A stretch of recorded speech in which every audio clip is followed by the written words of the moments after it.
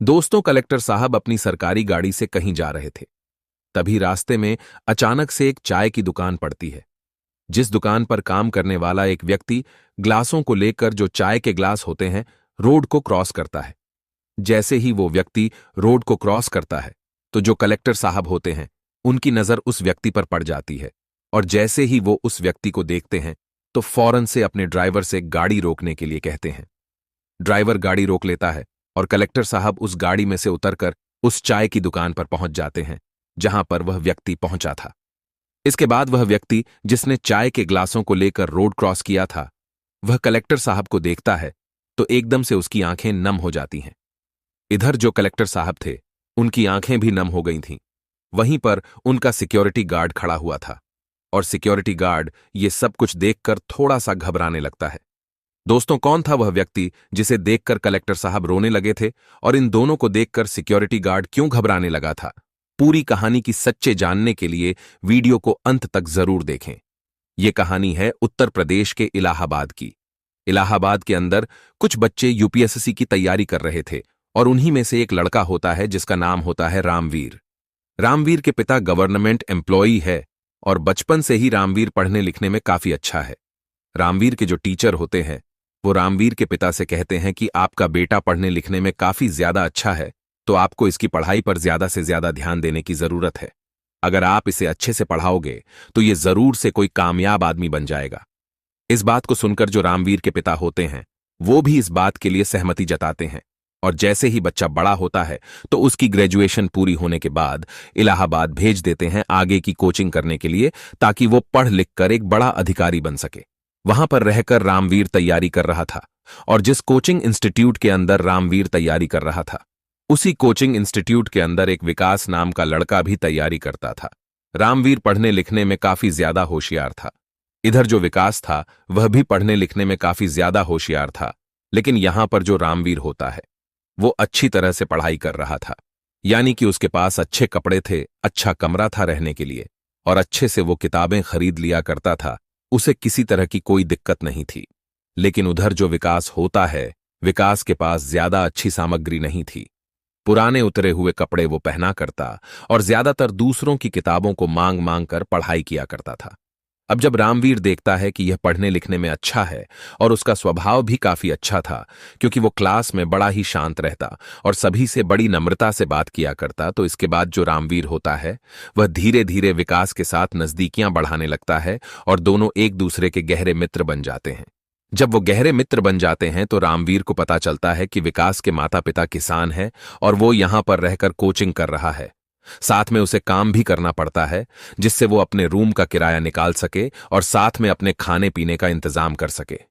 तो उसके बाद जो रामवीर होता है, वो कहने लगता है कि भाई, अगर ऐसी बात है तो तू ऐसा कर, मेरे रूम में रह लिया कर। मेरा काफी बड़ा रूम है, और वहीं पर दोनों एक साथ रह लेंगे, और तेरे खाने पीने का प्रबंध भी हो जाएगा। क्योंकि तू पढ़ाई लिखाई में काफी अच्छा है, और तू पढ़ाई के साथ साथ काम करेगा, तो ये टेस्ट क्लियर करना बड़ा ही मुश्किल हो जाएगा। अगर तू मेरे साथ रहेगा तो मुझे भी इससे थोड़ी बहुत मदद हो जाएगी। और इस बात के लिए जो विकास होता है, वो मान जाता है, और रामवीर के पास ही आकर रहने लगता है। दोनों एक ही कमरे में रहा करते और एक साथ पढ़ाई किया करते। और जो रामवीर होता है, वो विकास को अब खाने के लिए पैसे नहीं देने देता। जब भी कभी राशन आया करता है उनके लिए, तो वो मना कर दिया करता है। कहता है कि नहीं भाई, तुम्हारे पास वैसे ही काफी कम पैसे हैं, तो तुम आराम से रहो, कोई भी दिक्कत नहीं है। पैसे मेरे पास काफी है, तुम मेरी पढ़ाई लिखाई में हेल्प करवा देते हो, तो इसके बदले मैं तेरे रहने खाने का इंतजाम खुद कर दूंगा। यानी कि यहां पर अब जो आनंद होता है, उसे काफी ज्यादा सपोर्ट मिल गया था, और इसके बाद वो अपनी पढ़ाई पर और भी ज्यादा फोकस करने लगता है। रामवीर अपने परिवार के बारे में विकास को बताता है। इधर विकास भी अपनी फैमिली की कंडीशंस के बारे में उसे बताता है कि वो लोग भले ही किसान हैं, लेकिन उनकी आमदनी इतनी ज्यादा नहीं होती है, क्योंकि मां की तबीयत भी खराब रहती है। तो इसी वजह से पिताजी काफी कम पैसा भेज पाते थे, और इसी वजह से मुझे काम करना पड़ता था। लेकिन जब से उसकी जिंदगी में रामवीर आया है, उसके बाद से उसकी पढ़ाई काफी ज्यादा आसान हो गई है, और अब वह दिन रात एक करके अपनी पढ़ाई पर फोकस करता है। इधर जो रामवीर होता है, वह भी पढ़ाई पर फोकस करता है, और धीरे धीरे जब वो पहला एग्जाम देते हैं यूपीएससी के लिए, तो दोनों ही उसमें फेल हो जाते हैं। किसी का भी प्री एग्जाम क्वालिफाई नहीं हुआ था। और इसके बाद जो विकास होता है, वो पूरी तरह से टूट जाता है। लेकिन रामवीर उसको सहारा देता है और कहता है कि तू चिंता मत कर, तुझे कोई भी परेशानी लेने की जरूरत नहीं है, मैं हूं ना, यहां से तेरा सारा इंतजाम कर दूंगा। इसके बाद वो फिर से ट्राई करते हैं, लेकिन फिर से रह गए थे और ऐसे ही करके उनके 4 अटेम्प्ट निकल जाते हैं। जैसे ही उनके 4 अटेम्प्ट निकल जाते हैं तो इसके बाद जो विकास का पिता होता है वह विकास को वापस अपने घर बुलवाने लगता है। कहता है कि बेटा, परिवार की कंडीशंस काफी ज्यादा खराब है और जो पैसा मैं तुझको भेजा करता हूं वो आगे से नहीं भेज पाऊंगा। इस बात को सुनकर जो विकास होता है वो बड़ा ही परेशान होता है और अपने पिता से कहने लगता है कि पिताजी, अभी 2 अटेम्प्ट बाकी है तो मुझे इन 2 को और दे लेने दो। शायद हो सकता है मेरी किस्मत चमक जाए, क्योंकि अब तक वो प्री और मेंस दोनों को क्वालिफाई कर देते थे, लेकिन उन दोनों दोस्तों का इंटरव्यू रह जाता था। पिता इस बात को सुनकर हामी भर लेता है और 1 साल और उसका साथ देने के लिए कहता है कि ठीक है बेटा, अगर ऐसी बात है तो 1 साल तक, और मैं तुझे थोड़े बहुत पैसे भेज सकता हूं, लेकिन उसके बाद मुझसे कोई भी उम्मीद मत रखना। विकास इस बात को सुनकर सहमत हो जाता है और धीरे धीरे उनका 1 साल भी बीत जाता है। लेकिन इस बार भी वही हुआ था जो पहले होता आ रहा था। उन दोनों का प्री और मेंस दोनों क्वालिफाई हो गए थे, लेकिन इस बार भी वो लोग इंटरव्यू में रह गए थे। यानी कि पढ़ाई लिखाई तो उनकी काफी अच्छी थी, लेकिन अभी उनकी किस्मत साथ नहीं दे रही थी, और इसी बात को देखकर दोनों दोस्त बड़े हताश और उदास हो जाते हैं। अब जैसे ही ये साल खत्म होता है, इंटरव्यू का रिजल्ट आता है, तो इसके बाद जो विकास होता है वो अपना सामान पैक करने लगता है और कहता है कि दोस्त, अब तू ही यहां पर रह, मुझे जाना होगा, क्योंकि मेरे घर वालों ने मुझे 1 साल की मोहल्लत दी थी और 1 साल की मोहल्लत भी मेरी खत्म हो गई है। यह बात सुनकर जो रामवीर होता है उसे रोकता है। कहता है कि भाई, तू कहां जा रहा है? 1 साल की ही तो बात है, हो सकता है शायद इस बार हम दोनों का नंबर पड़ जाए, इस बार हम और भी ज्यादा मेहनत करेंगे। लेकिन विकास मना करता और कहता है कि नहीं, घर वालों ने मना कर दिया है कि अब वो मेरे ऊपर पैसे खर्च नहीं कर सकते और मुझे उनके पास जाना होगा। मेरी मां की तबीयत भी खराब रहती है और पिताजी भी काफी ज्यादा परेशान रहते हैं। तो रामवीर उससे कहता है कि भाई, अगर ऐसी बात है तो तू घर वालों से कह दे कि अब वो तेरे लिए एक भी पैसा ना भेजें, यहां से मैं ही तुम्हारे लिए जुगाड़ कर दूंगा और तुम्हें घर वालों से पैसे मांगने की जरूरत नहीं है। इसके बाद जो विकास होता है वो थोड़ी देर तक इस बात पर सोच विचार करता है और उसके बाद फाइनली अपने पिता के पास फोन कर देता है। कहता है कि पिताजी, ये फाइनल अटेम्प्ट है और इसमें मुझे एक और कोशिश कर लेने दो। कोई बात नहीं, शायद हो सकता है इस बार मेरा नंबर पड़ जाए और मेरी किस्मत चमक जाए। लेकिन पिता साफ साफ मना कर देते हैं और कहते हैं कि नहीं बेटा, ऐसा नहीं हो सकता। यहां पर तुम्हारी मां की तबीयत काफी ज्यादा खराब है और परिवार की आर्थिक स्थिति काफी ज्यादा गड़बड़ हो गई है, तो तुम्हें वापस आना होगा, क्योंकि हम तुम्हारी पढ़ाई में अब और ज्यादा पैसे नहीं लगा सकते। अब जो विकास है वो अपने पिता से कहने लगता है कि पिताजी, आपको 1 भी रुपया नहीं भेजना है, मैं यही से इंतजाम कर लूंगा, लेकिन आप मुझे 1 साल दे दीजिए ताकि मैं अपनी किस्मत को आजमा सकूं और हो सकता है शायद मेरा सिलेक्शन हो जाए। तो पिता इस बारे में थोड़ी देर सोच विचार करते हैं और कहते हैं कि ठीक है बेटा, अगर ऐसी बात है तो तू एक बार और कोशिश करके देख ले। जैसे ही पिता ने हामी भरी थी तो उसके बाद विकास के चेहरे पर अलग तरह की स्माइल आ गई थी और वह झट से अपने मित्र को गले लगा लेता है। अब इस साल की वो तैयारी करने लगते हैं और जैसे ही वो तैयारी करते हैं तो प्री मेंस और इंटरव्यू तीनों हो जाते हैं, लेकिन अभी रिजल्ट आना बाकी था। दोनों दोस्त बड़ी उम्मीदों के साथ रिजल्ट की राह देख रहे थे और जैसे ही रिजल्ट आता है तो उसी दौरान जो रामवीर होता है उसका पूरी तरह से हौसला टूट जाता है, क्योंकि उसका इस बार भी रह गया था और ये उसका लास्ट अटेम्प्ट था। लेकिन जैसे ही वो विकास के रिजल्ट को देखता है तो उसका दुख थोड़ा सा कम होता है, क्योंकि उसका वह मित्र, जिस मित्र के लिए वो काफी ज्यादा पैसे खर्च किया करता था, उसका क्लियर हो गया था और वह कलेक्टर बन गया था। विकास भी इस बात से खुश होता है, लेकिन वह अपने दोस्त के उदास चेहरे को देखकर अपनी खुशी को सेलिब्रेट नहीं कर पाता है। तो इसके बाद जो रामवीर होता है उससे कहता है कि भाई, कोई बात नहीं, तेरा हो गया है तो ये बड़ी अच्छी बात है, कम से कम तू तो बड़ा अधिकारी बन जाएगा। इसके बाद विकास रामवीर का हौसला बढ़ाता है और कहता है कि भाई, किस्मत के सामने कोई नहीं जीत सकता, लेकिन तू चिंता मत कर, तुझे ये वाली सरकारी नौकरी नहीं मिली तो सरकारी नौकरी तो तुझे मिल ही जाएगी। तू और किसी टेस्ट की तैयारी कर, क्योंकि और भी कई सरकारी नौकरियां हैं जिनसे जिंदगी आराम से व्यतीत हो जाती है, तो तू उनकी तैयारी कर और मेरे हिसाब से आराम से तेरा उसमें सिलेक्शन हो जाएगा। इसके बाद रामवीर भी अपने दोस्त की बातों को समझता है और कहता है कि हाँ भाई, तू सही कह रहा है और मुझे यही करना चाहिए। अब जो रामवीर होता वहीं पर रहकर तैयारी करने का फैसला करता है। विकास होता है वह अपनी ट्रेनिंग के लिए चला जाता है। रामवीर यहां पर रहकर पढ़ाई करने लगता है, लेकिन जैसे 6 महीने होते हैं तो उसके बाद उसके पिता उसको धमकाने लगते हैं और कहते हैं कि तू कभी कामयाब नहीं होगा। इससे अच्छा तू यहां पर वापस आ जा और यहीं पर हमारे साथ रहने लग। लेकिन जो रामवीर होता है वो अपने पिता से साफ साफ बोल देता है कि पिताजी, मुझे तो ये सरकारी नौकरी ही लगानी है, भले ही मेरा उसमें सिलेक्शन नहीं हुआ हो, लेकिन मैं यहां पर कहीं ना कहीं कामयाब हो जाऊंगा। ऐसा करते हुए वह अपने पिता को 1 साल तक रुकने के लिए बोल देता है। लेकिन जैसे ही उसको वहां पर तैयारी करते हुए पूरे 1 साल पूरा होता है, तो 1 साल बाद उसका पिता उसे पूरी तरह से मना कर देता है और कह देता है कि हम अब तुम्हारे लिए बिल्कुल भी खर्चा नहीं भेजेंगे, क्योंकि तुम्हारा छोटा भाई भी है, उसकी भी देखभाल करनी है और तुम्हारे ऊपर कब तक पैसे वेस्ट करेंगे। अब वो भी बड़ा हो गया है और तुम्हारे फ्यूचर के बारे में भी सोचना है। रामवीर उनसे कहता है कि कोई बात नहीं पिताजी, कुछ दिन की मोहल्लत और दे दो, लेकिन वो उसे साफ साफ मना कर देते हैं और कहते कि जब तेरे भाग्य में सरकारी नौकरी है ही नहीं तो तू क्यों इसके पीछे पड़ा हुआ है। रामवीर जिद्दी था और वो कहने लगता है कि नहीं पिताजी, मैं ऐसे नाकाम होकर उस शहर में नहीं लौटूंगा जहां से मैं आया हूं। अगर वहां पर मैं नाकामयाब होकर गया तो लोग मेरे ऊपर तरह तरह की बातें बनाएंगे और ये बात मैं बिल्कुल भी सहन नहीं कर सकता।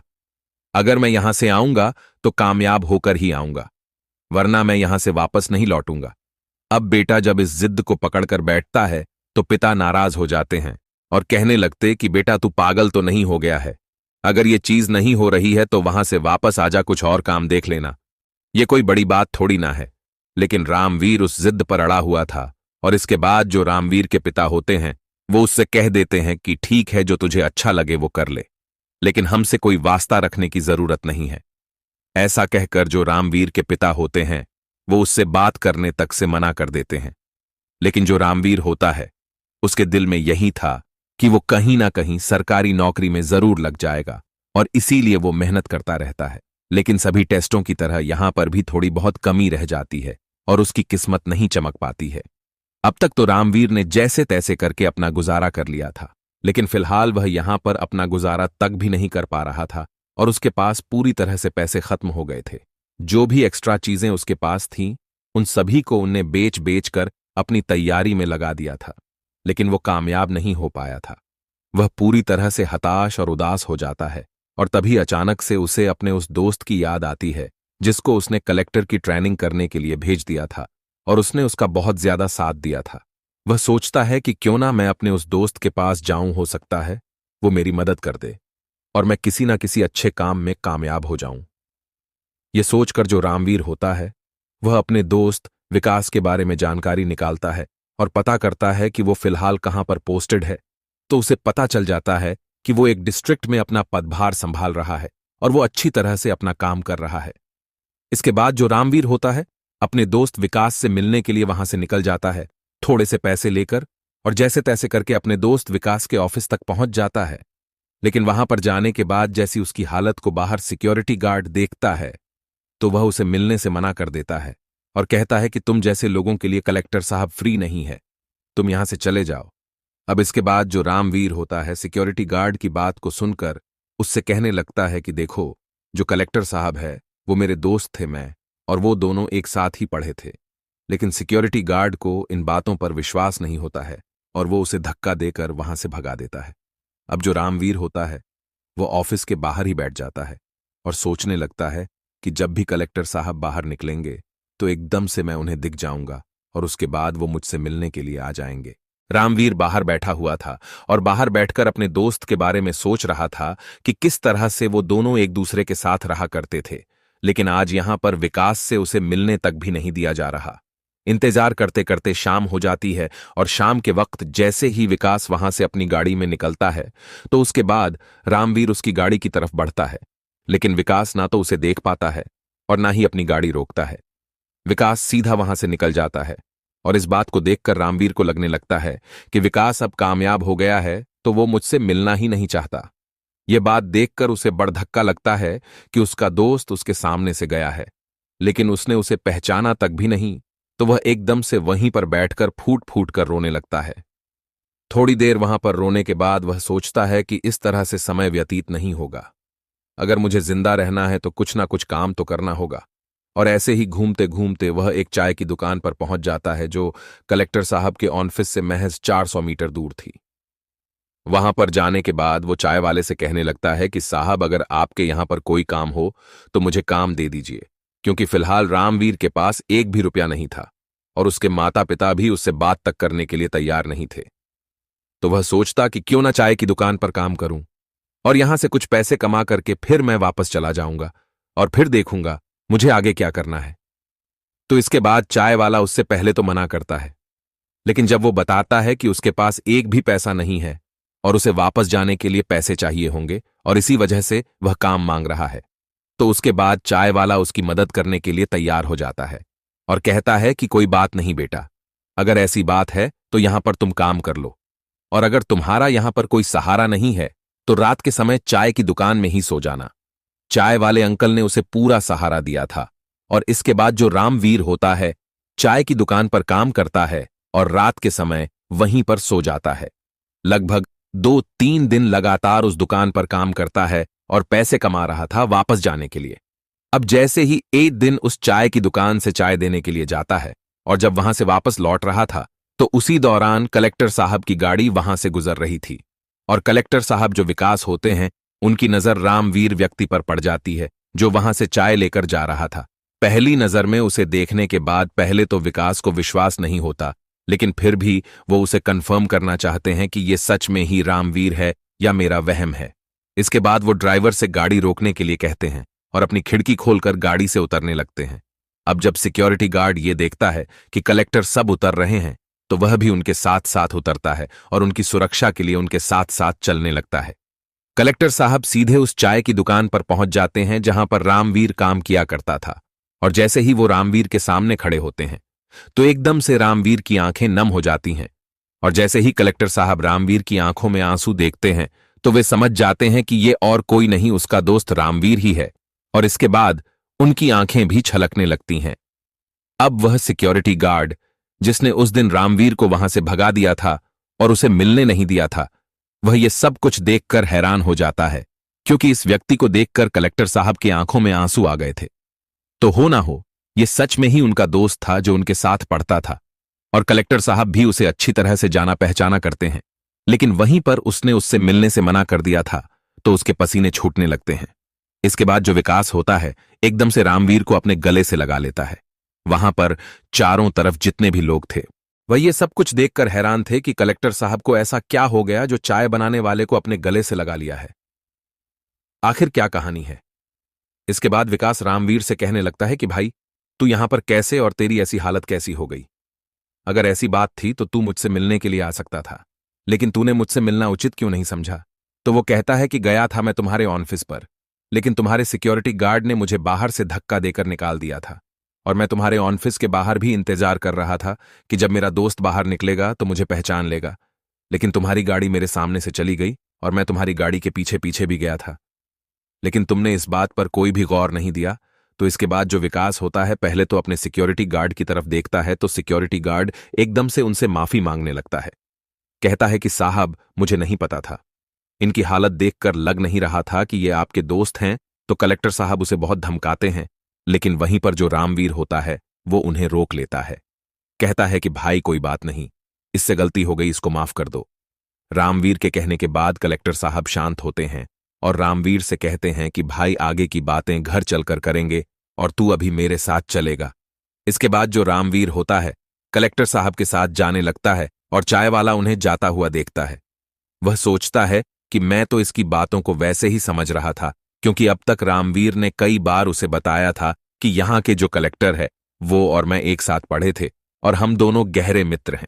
लेकिन चाय वाला सोच रहा था कि शायद इसके दिमाग में कोई प्रॉब्लम आ गई है, इसी वजह से ऐसा कह रहा हो। इसके बाद रामवीर और विकास दोनों विकास के बंगले पर चले जाते हैं जहां पर उसे सरकारी आवास मिला था, और वहां पर जाने के बाद जो आनंद होता है, सबसे पहले उसे अपने सबसे अच्छे कपड़ों को देता है पहनने के लिए और उसे अच्छे से नहला धुलाकर तैयार करता है।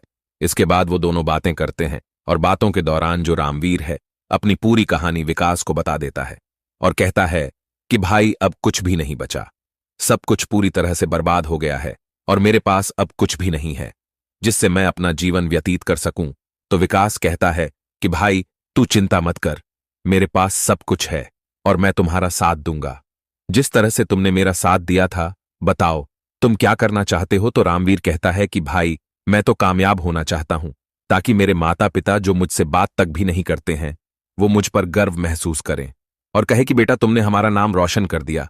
तो वो कहने लगता है तो फिर तू ऐसा कर, जहां पर हम पढ़ा करते थे वहीं पर एक कोचिंग सेंटर खोल ले जहां पर तू बच्चों को पढ़ाएगा, क्योंकि नॉलेज तो तुम्हारे पास काफी ज्यादा है और इसी नॉलेज का इस्तेमाल करके तू कई बच्चों को उनके फ्यूचर तक पहुंचा सकता है और इसी काम को करने में तेरी भलाई है। इसके बाद जो रामवीर होता है वह भी इस सलाह के लिए मान जाता है और वहीं पर इलाहाबाद के अंदर जहां पर वो दोनों कोचिंग किया करते थे वहीं पर विकास उसके लिए एक बिल्डिंग किराए पर लेता है, जिस बिल्डिंग का पूरा खर्चा वो खुद उठाता है और रामवीर को वहां पर बच्चों को पढ़ाने के लिए छोड़ देता है।